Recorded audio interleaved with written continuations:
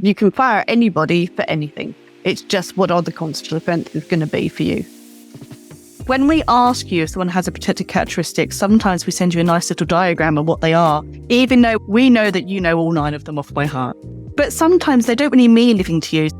One of them is age. Everyone has an age. What does that actually mean?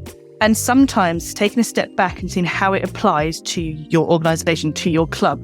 So when we talk about age, we probably have numbers in our mind that we think is old, and we have numbers that we think is young, for example.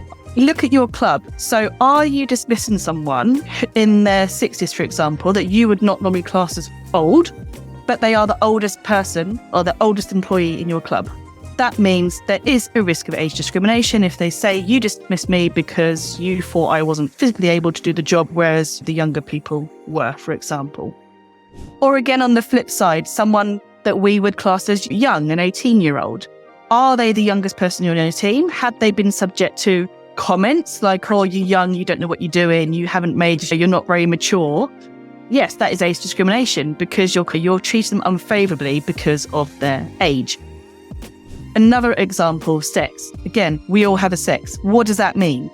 If you were dismissing the only female on your team, then that's quite a strong case of sex discrimination. If your team is predominantly women, then they can't say you're treating them unfavourably because they're a woman. Their case is not going to be as strong as someone who is the only woman in the team being dismissed, as opposed to being predominantly women. So when we ask you about protected characteristics, we don't expect you to be expert, but it's just thinking how it applies in your clubs rather than just how old someone is, what sex they are.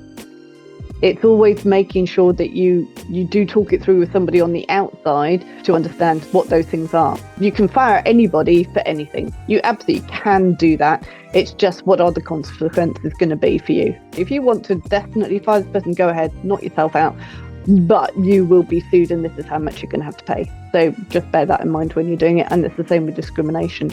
Just because you don't think you're discriminating doesn't mean that you actually aren't. Thanks for watching. If you want a free tribunal audit of your employment contract and handbook, click the link in the description below.